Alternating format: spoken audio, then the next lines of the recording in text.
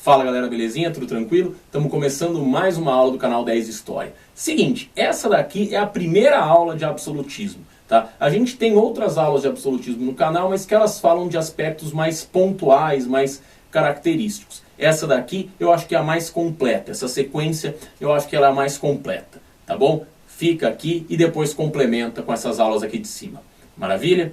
Bom, o que é absolutismo? Como é que eu defino absolutismo? Como é que eu conceituo absolutismo? Se você for um dicionário de política, ele vai te apresentar umas 10 a 20 páginas sobre absolutismo. Mas para nós aqui que estamos pensando no Enem, estamos pensando no vestibular, estamos pensando na prova na escola, nós podemos definir absolutismo da seguinte maneira. É um regime político em que os reis possuem o poder absoluto sobre suas nações. Ou que os estados não possuem limites de poder sobre os seus súditos. Vamos de novo. Os reis possuem poder absoluto sobre suas nações, ou os estados não possuem limites de poder sobre seus súditos. O que isso significa? Isso quer dizer o seguinte. Quando o estado está agindo, ele não tem limite para sua ação. Ah, Vitor, não entendi. Por exemplo, o Estado ele pode te prender a hora que ele quiser. Ele pode cobrar impostos de você como ele quiser. Ele pode te acusar do que ele quiser. Ele pode tirar a sua propriedade quando ele quiser. Entendeu? Então o Estado não tem limite. Ah, Vitor, como assim não tem limite? Você é súdito do Estado. Você é submisso a esse Estado. Tá, mas e como é que é hoje? Ah, hoje é totalmente diferente. Hoje, se o Estado quiser a sua propriedade para ele, o que ele tem que fazer? Primeiro te avisa. Segundo te indeniza, aí ele pode tirar de você. Mas tem que ser por algum motivo de utilidade pública. O Estado, para aprovar impostos, o imposto, o presidente, né, ou o primeiro-ministro, ele tem que ter o apoio do Congresso, que são os representantes da população. Entendeu? O Estado não pode te prender à toa. Você não é súdito do Estado, você é cidadão de um Estado. Você tem direitos, mas você também tem deveres. Quando eu estou falando de absolutismo, você não tem direitos, você só tem deveres. Você é submisso a esse Estado. Sacou a diferença? Por isso que é um Estado absolutista. E o papel do rei? Bom, o rei é aquele cara, no caso da França, por exemplo, que tem total poder sobre o Estado. Então, se o rei tem total poder sobre o Estado e o Estado tem total poder sobre o sujeito, sobre o súdito, eu estou dizendo que o rei tem um poder limitado sobre os seus súditos. Tudo bem? Por isso o rei absolutista. A gente sabe que no caso da Inglaterra é um pouco diferente. A gente vai discutir isso mais pra frente. Vamos deixar assim, por enquanto, de acordo com essa definiçãozinha. Tá bom? Quando que isso daqui acontece? Isso daqui marca a mudança, né, a transição entre o feudalismo e o capitalismo. A gente pode falar entre feudalismo e capitalismo comercial. É que não é todo mundo que gosta de falar de capitalismo comercial, né? Mas a gente poderia dizer transição entre feudalismo e capitalismo comercial. Nessa mudança de modo de produção, nessa mudança de perspectiva característica da Idade Moderna, né, é que surge esse Estado absolutista. Tá? Então, por que é nesse surgimento? Porque eu preciso de um novo tipo de poder. Por que um novo tipo de poder? Porque lá no feudo eu tenho o senhor feudal que manda em tudo, não é? Um regime político absolutamente descentralizado. Se eu olhar para o grande território, cada senhor feudal tem poder sobre o seu feudo. Agora, que eu não tenho mais feudo, que eu tenho cidade, eu preciso, né, estabelecer uma nova forma de poder. Essa nova forma de poder vai contemplar o interesse da burguesia e também vai contemplar o interesse da nobreza. Ah, Vitor, como assim contempla o interesse da nobreza? Claro, bicho, o nobre não paga imposto, lembra? Nobre tem privilégio. Nobres têm alguma relação mais próxima com o poder. A burguesia, ela paga imposto.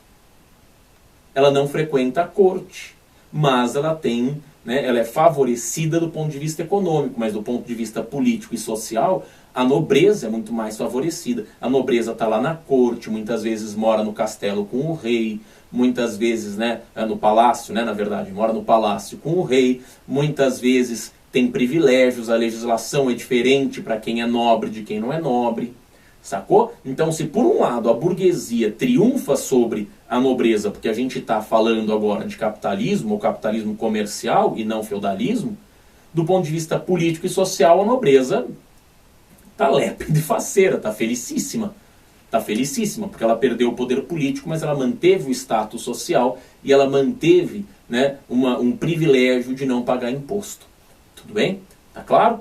Então vamos lá, se tiver dúvida, comenta aqui que eu te respondo. Belezinha? Aliás, curte a aula, aproveita para curtir a aula. Tá bom? Bom, então vamos lá. Quando eu falo do favorecimento da nobreza, eu digo que a nobreza ocupa uma burocracia administrativa, ou seja, a nobreza ocupa cargos. Por exemplo, quais cargos? O cobrador de imposto, o conselheiro do rei, né? Às vezes o rei tem um ministro, né? Ou seja, tem uma função aí administrativa, tudo bem? Então, para a nobreza, ela se torna burguesia administrativa. E ela tem privilégio, por exemplo, pensão e isenção de impostos, né? Então, disso que a gente estava falando. A nobreza é contemplada e a burguesia também é contemplada. Por quê? Porque eu tenho a dinamização das atividades comerciais. Como assim dinamização das atividades comerciais? Ora, eu tenho uma única moeda para todo o país. Eu tenho as leis que valem para todo o país. Eu tenho o mesmo sistema de medidas, né, de peso, de comprimento, de volume, de área, né, para todo o país. Eu tenho os mercados aumentando na medida em que eu elimino as barreiras internas, que eu elimino as fronteiras internas. Isso favorece o comércio. Percebeu? Então, para a burguesia, o comércio fica muito mais fácil. A burguesia está felicíssima. Para a nobreza, eu ainda tenho privilégios, eu ainda tenho isenções, eu ainda tenho favorecimentos. Então, para a nobreza não é de todo ruim. Tá claro? Para a nobreza ainda não é de todo ruim. Dessa forma, a gente fala da formação dos estados nacionais. O que é um estado? Estado é um poder separado da sociedade. Estado e sociedade não são a mesma coisa. Portador do direito e das leis. Então eu tenho um poder separado da sociedade que tem o direito e a lei. E só ele pode usar a violência contra qualquer coisa que pareça perigosa à sua estrutura política, econômica e social. Isso que é um Estado. Isso que é um Estado. Tá? Copia a definição de Estado que eu estou colocando aqui. Põe no seu caderninho, porque a gente muitas vezes não sabe o que é Estado. Mas Estado é isso. É uma instituição separada da sociedade, dotada dos direitos e das leis, que tem o direito de usar a força, né, a violência, né, para reprimir tudo que pareça perigoso à sua estrutura econômica, política e social. Isso é o Estado. E se eu estou falando de Estado nacional, eu estou pegando o Estado e estou relacionando o Estado com um outro conceito, o conceito de nação. Nação quer dizer que é um grupo de pessoas unidas por laços naturais e, portanto, eternos, ou ao menos existentes, e que, por causa destes laços, se torna a base necessária para a organização do poder sob a forma de um Estado nacional. Entendeu? São laços naturais. Então, quando eu falo do conceito de nação, eu estou falando todo mundo que tem algum laço natural, né, que nasceu inserida num costume, né, que nasceu inserida numa cultura, né, e aí eu tenho a noção de nação. Então, todo mundo que nasceu aqui no Brasil, né, mas professor, e se o cara nasceu na China e veio para cá beber? Bom, se ele nasceu na China e veio para cá beber, ele está embutido na cultura brasileira, na nação brasileira. Né? Tudo bem? Então a gente vai definir esses laços naturais de criação, de nascimento. Então muitas vezes a pele, né, a etnia, muitas vezes a língua, definem o que significa o laço, né, da nação. Tá certo? Tá claro? Quando isso acontece? Entre o século XV e o século XVIII. Então nesses 300, 400 anos aí, a gente pode falar de um Estado nacional absolutista. Especialmente se eu estou falando de França, se eu estou falando de Inglaterra, Portugal e de Espanha.